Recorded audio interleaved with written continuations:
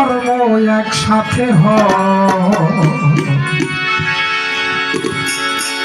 বুঝা কর্ম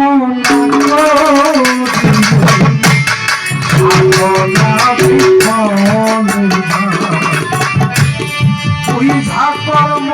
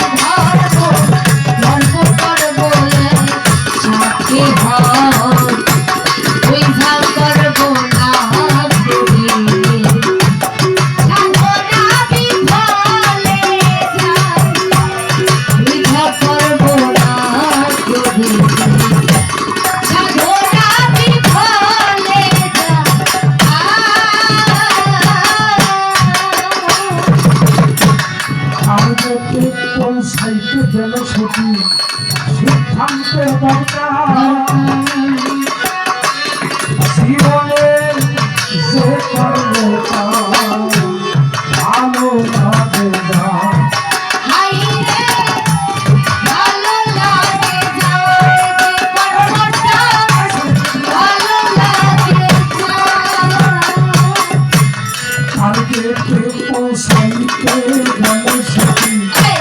সিদ্ধান্তের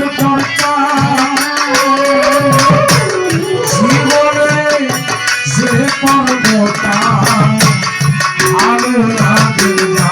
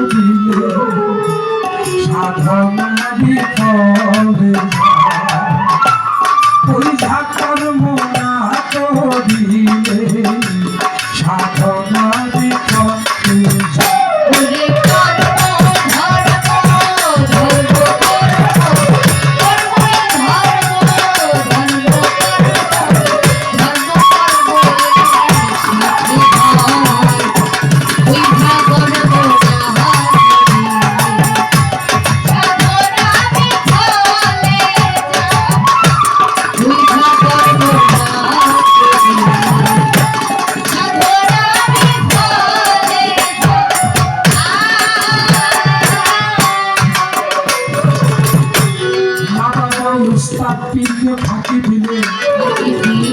নাকি তুমি নিজে ফাঁকে পড়লে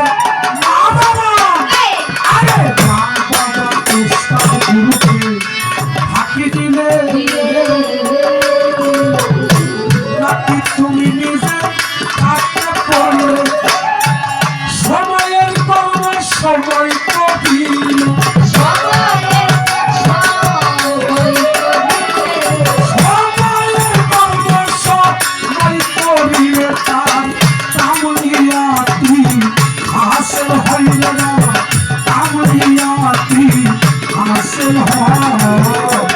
ওই ঝাকর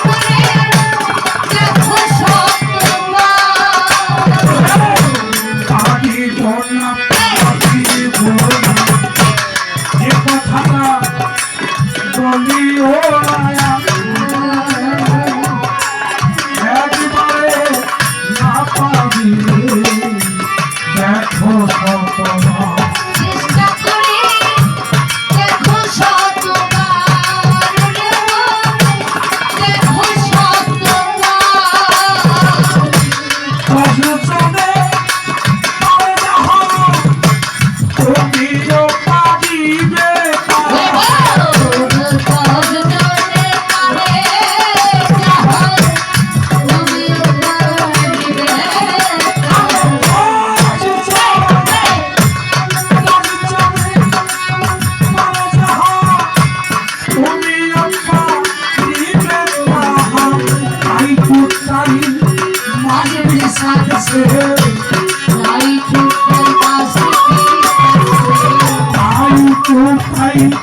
মাঝবি থাকছে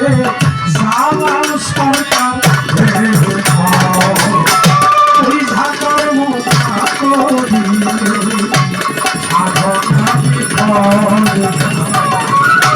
ওই ঢাকার মোটা করি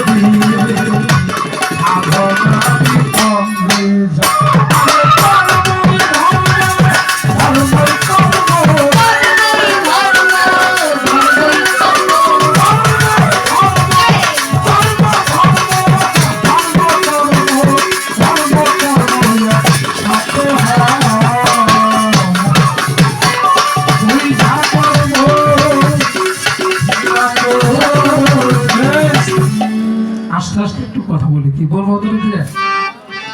হ্যাঁ ধর্মই কর্ম কর্মই ধর্ম ধর্ম কর্ম একসাথে হয় বুঝা কর্ম না করলে তার সাধনা বিফল আপনি গুরু ধর্ম গুরু তো আমাদের ধরতেই হবে যে মানুষটা গুরু ধরল না সে মুসলমান নামাজ পড়লে নামাজি হজ করলে হাজি দান করলে দানবী রোজা করলে রোজাদার মুসলমান হয় কোন কর্ম করলে যিনি একজন কামেল পীর মুর্শিদের হাতে হাত দিয়ে কালেমা পড়ে ইসলামটাকে গ্রহণ করেছি আমি যেদিন আমার বাবার হাতে হাত দিয়েছিলাম বাবার হাতে হাত দিলাম দেওয়ার পরে বললো বাবা আমার চেহারাটার দিকে তাকাও চেহারাটার দিকে তাকাও তাকাইলাম বলে বাবা আমার চোখের দিকে তাকাও খুব খেয়াল করে কথাটা শুনবেন চোখের দিকে তাকাইলাম বলে বাবা ভালো করে তাকাও না বললাম বাবা ভালো করে একটু তাকাইছি বলে আমার চোখের মধ্যে কি দেখতে পাও বলে বাবা আমার চোখের মধ্যে কি দেখতে পাই না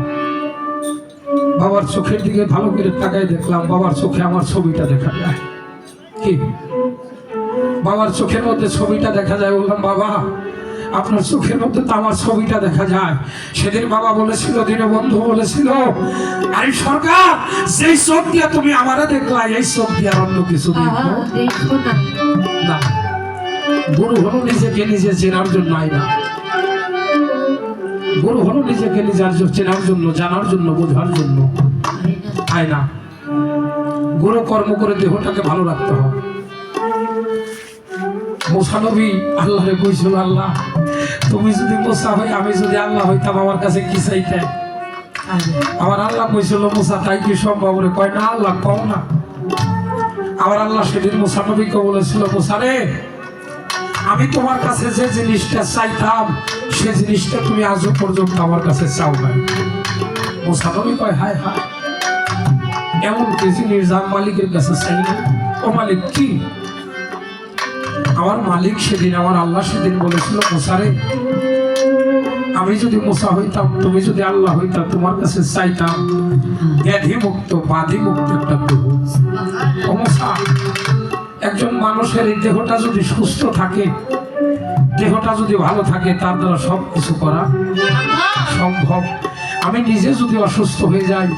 আমার দ্বারা কোনো কিছু করা সম্ভব না গুরুকে মানো গুরুকে চেনো গুরুর কাছে কর্ম বুঝে নিয়ে এই দেহটাকে পাস করে গুরুর কাছে থাকতে গুরু যদি কৃপা করে বাবা গুরু ধৈর্য যে মানুষটা নিজের দেহটাকে চিনল গুরু ধৈর্য যে মানুষটা নিজেকে চেনার জন্য কখনোই চেষ্টা করল না শুধু আসলাম খাইলাম ঘুমাইলাম রঙ রসের দিন কাটাইলাম বাবা